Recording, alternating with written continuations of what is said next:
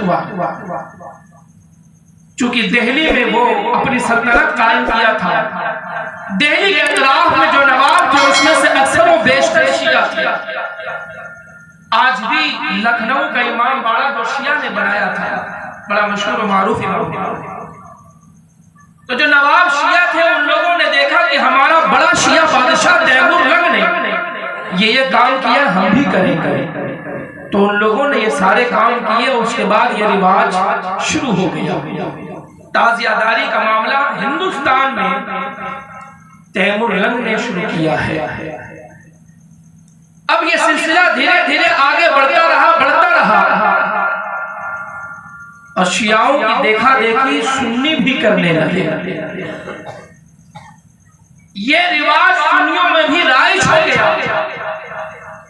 جب یہ رواج رائج ہوا، جب تک سنی اس میں شریعت کے مطابق کام کرتے رہے، علماء اہل سنت نے انہیں کچھ نہ کہا، لیکن جب محبت کی آڑ میں خلافات کا ایجاد ہونے لگا، لوگ اپنے اپنے طور پر شریعت سے ہٹ کر کام کرنے لگے، تو پھر اس کے بعد علماء اہل سنت کی بارگاہ میں لوگوں نے سوال کو پیش کیا، استفتاء پیش کیا کہ حضور یہ بتائیں کہ اس طرح کی تعزیہ داری کہاں تک جائز ہے؟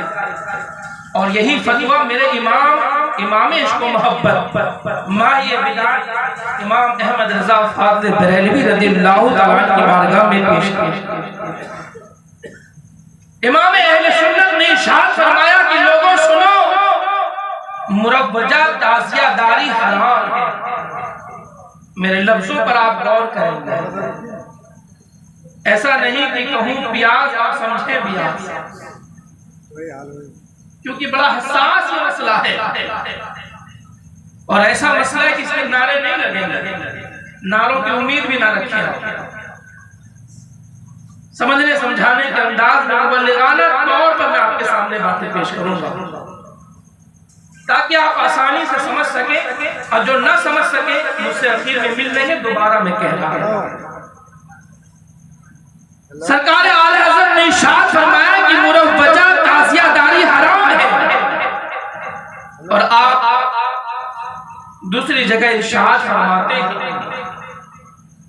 کہ نقش صحیحہ بروجہ صحیح اگر کوئی بنائے تو بنا کر رکھا جا سکتا ہے۔ دونوں باتیں اب یہاں پر بہت سارے لوگ باتوں کو نہ سمجھ کر بریلویوں پر، سنی علماء پر، خصوصاً اعلیٰ حضرت کی ذات پر تنقید کرنے کی کوشش کرتے ہیں۔ یوٹیوب آپ کھول لیں، بہت سارے ایسے سنی بنام عالم جو دراصل شیعہ ہیں، تعزیہ داری کی آڑ میں میرے امام کو وہ گالیاں دیتے نظر آتے ہیں، معاذ اللہ۔ الحمدللہ ہم اہل سنت والجماعت کے افراد کسی کی مانیں گے تو اپنے امام کی مانیں گے، اس لیے کہ اعلیٰ حضرت کسی معمولی شخصیت کا نام نہیں ہے، اعلیٰ حضرت اس عظیم شخصیت کا نام ہے جنہیں اللہ نے 50 سے زائد علوم پر مہارت تامہ عطا فرمائی، جن کے بارے میں عرب کے علماء نے فرمایا کہ احمد رضا تو کسی معمولی شخصیت کا نام نہیں ہے، بلکہ انت معجزات من معجزات رسول اللہ، آیت من آیات اللہ۔ احمد رضا تو نبی کے معجزوں میں سے ایک معجزہ ہے اور اللہ کی نشانیوں میں سے ایک نشانی ہے۔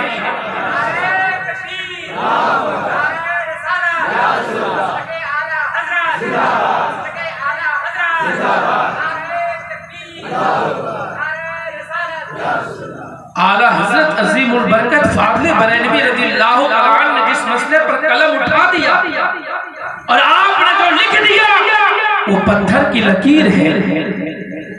جو نہ مانے اعلیٰ حضرت کی باتوں کو تو سمجھ جاؤ کہ اس کے ایمان میں کچھ نہ کچھ کجی ضرور ہے، کچھ نہ کچھ خرابی ضرور ہے۔ میرے پیارے آقا علیہ الصلوۃ والسلام کے پیادیوان سرکار اعلی حضرت نے ارشاد فرمایا مروجہ تعزیہ داری حرام ہے۔ مروجہ تعزیہ داری سے مراد کیا؟ اس لفظ کو آپ سمجھنے کی کوشش کریں۔ مروجہ سے مراد کیا ہے؟ مروجہ سے مراد یہ ہمارے علماء تو جانتے ہیں، لیکن آپ عوام کو سمجھانے کی کوشش کرو گا۔ ہمارے علماء سمجھتے ہیں، جانتے ہیں، اسی لیے آپ نے کبھی نہیں دیکھا ہوگا کہ کوئی عالم تعزیہ کو لے کر کے جو ہے نا وہ اتنے چندہ کرتے ہوں یا پھر اپنے مدرسے سے تعزیہ نکال رہے ہوں، مدرسے میں اس کا اہتمام کر رہے ہیں۔ آپ نے کبھی دیکھا کسی مفتی صاحب کو، کسی عالم صاحب کو، کسی امام صاحب کو؟ ارے بولیے بھائی، اگر کوئی کر بھی رہے ہوں گے اکا دکا تو مجبوراً کر رہے ہوں گے کہ لوگ کہیں امامت سے نکالنا، روزی کا سوال ہے، ہو سکتا ہے۔ بہرحال سرکار اعلیٰ حضرت ارشاد فرماتے ہیں کہ نقش صحیحہ بروجہ صحیح اگر کوئی بنائے تو بنا کر رکھا جا سکتا ہے۔ مطلب یہ ہے کہ امام حسین رضی اللہ تعالیٰ عنہ کے روضہ مبارکہ کو، امام حسین کے مزار شریف کے نقش کو اگر کوئی ہو بہو بنائے تو بنا کر اسے کوئی رکھ سکتا ہے، اپنے گھر میں رکھ سکتا ہے، اپنے مکان میں، دکان میں، جہاں چاہے وہاں رکھ سکتا ہے، لیکن اسے گھما پھرا نہیں سکتا ہے۔ جس طریقے سے ہم مدینہ طیبہ کا نقشہ مزار کا بناتے ہیں، اپنے گھر میں دکانوں مکان سب جگہ رکھتے ہیں، جس طرح سے ہم خانہ کعبہ کی تصویر بناتے ہیں، جس طرح سے ہم بیت المقدس کی تصویر بناتے ہیں، مسجد اقصی کا نقشہ بناتے ہیں، جس طرح سے ہم بریلی شریف سرکار اعلیٰ حضرت کے مزار کا نقشہ بناتے ہیں، دیگر بزرگوں کے مزارات کا نقشہ بنا کر اپنے دکانوں مکان میں رکھتے ہیں، گاڑی میں رکھتے ہیں، دیگر جگہوں میں رکھنے کی کوشش کرتے ہیں، اسی طرح سے امام عالی مقام کے مزار شریف کا نقشہ بنا کر ہم اپنے گھر میں رکھ سکتے ہیں، اپنے مکان دکان سب جگہ رکھ سکتے ہیں، لیکن اسے ہنود کی طرح، غیروں کی طرح گھمانا یہ جائز نہیں ہے۔ یہ جائز نہیں ہے، بولیے بھائی، نہیں ہے۔ آپ سے میں بلوانا چاہتا ہوں، گھماتے آپ ہی لوگ ہیں نا، آپ سے بلوانا چاہتا ہوں، اعلیٰ حضرت نے منع فرمایا، بنا کے آپ رکھ سکتے ہیں، لیکن ہو بہو ویسی ہی تصویر بننی چاہیے، ویسا ہی بننا چاہیے۔ اور میں آپ کو بتا دوں کہ ممبئی کی سرزمین پر بھنڈی بازار میں ایک محلہ ہے، وہاں پر ایک سچے عاشق رسول، عاشق اہل بیت نے صحیح نقشہ کربلا کا بنا کر اپنے یہاں رکھا ہے، جس کی زیارت خود حضور مفتی اعظم ہند علیہ رحمت و رضوان فرماتے ہیں۔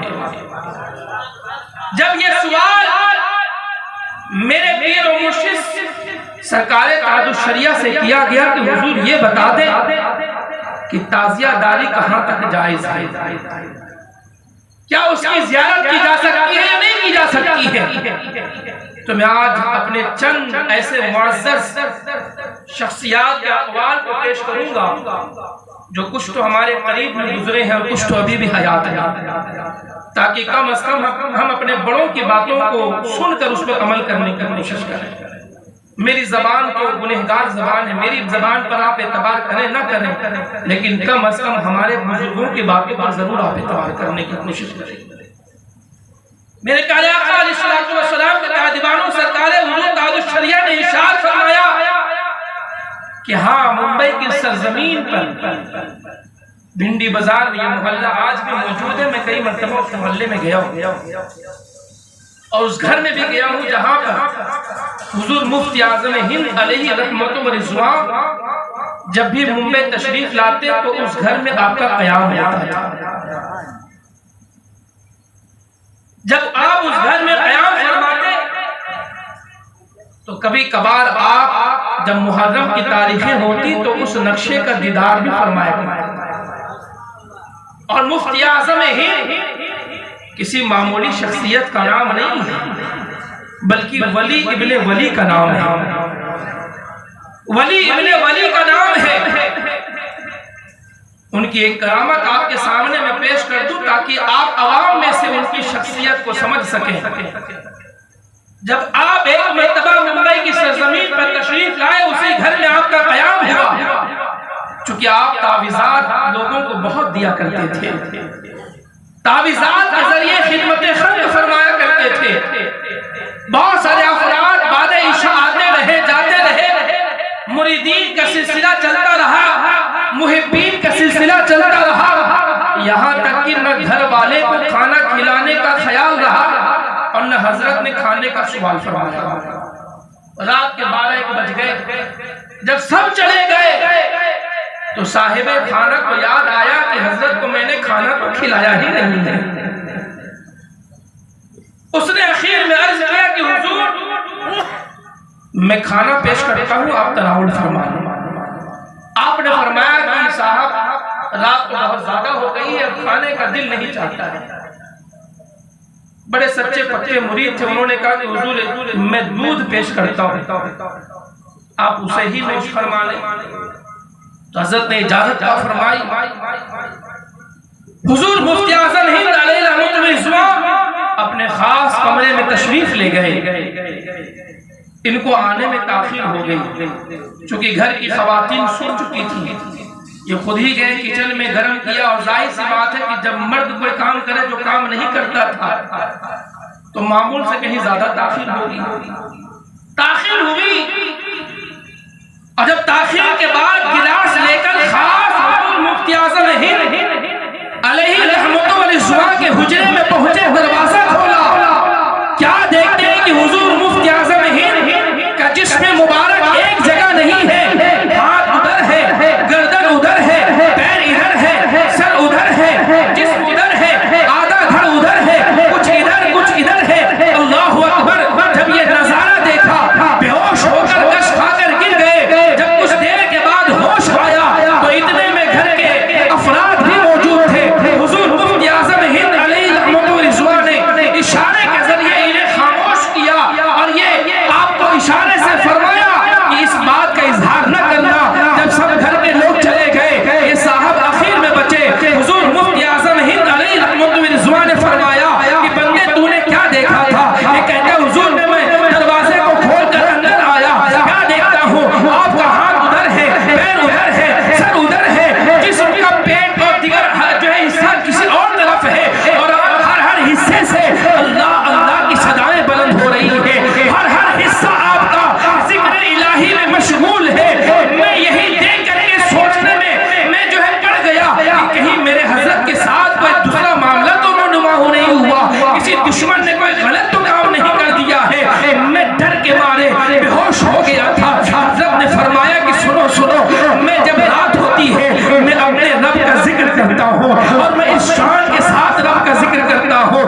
پتا چلا کہ جب مفتی اعظم ہند کے جسم کا حال یہ ہے کہ سر جسم سے الگ ہو جائے، پھر جب ذکر ختم ہو جائے دوبارہ جسم سے ہی سلامت ہو جائے۔ جب مفتی اعظم ہند کی زندگی کا یہ عالم ہے تو شہید اعظم کی زندگی کا عالم کیا ہوگا؟ اسی لیے فرمایا گیا قتل حسین اصل میں مرگ یزید ہے، اسلام زندہ ہوتا ہے ہر کربلا کے بعد۔ میرے امام کا سر جسم سے جدا تو ہوا تھا، لیکن آپ مرے نہیں ہیں، بلکہ آج بھی ہم سنیوں کے دلوں میں زندہ ہیں۔ قرآن آپ کی زندگی کا اعلان کر رہا ہے، لوگوں سنو، جو اللہ کی راہ میں مارے جائے وہ مردہ نہیں ہے، وہ زندہ ہے۔ بل احیاء ولکن لا تشعرون، میں ان کی زندگی کا شعور نہیں ہے۔ میرے پیارے آقا علیہ السلام کے پیارے شہید مرتے نہیں ہیں، وہ شہید ہو کر پہلے سے کہیں زیادہ بہتر زندہ ہو جاتے۔ میرے پیارے آقا علیہ السلام کے پیارے تو سرکار تاج الشریعہ ارشاد فرماتے ہیں کہ حضور مفتی اعظم ہند علیہ رحمۃ اللہ اس تعزیہ کیا جو صحیح نقش کے مطابق بنایا گیا تھا اور بنا کر ایک مقام پہ رکھا گیا تھا، آپ اس کی زیارت فرمایا کرتے تھے، آپ اس کی زیارت فرمایا کرتے تھے۔ اور خود حضور تاج الشریعہ ارشاد فرماتے ہیں کہ میں بھی ممبئی گیا ہوں اور میں نے بھی اس نقش پاک کی زیارت کی ہے۔ تو پتہ چلا ہمارے بزرگوں کے عمل سے کہ تعزیہ کو بنانا صحیح نقش کے مطابق، اپنے طور پر نہیں کہ کسی بھی طرح کا گنبد بنا دیا، کہیں کا بھی کچھ بنا دیا اور اپنے طور پر منمانی مینار بنا لیا، اپنے طور پر کھڑا کر لیا۔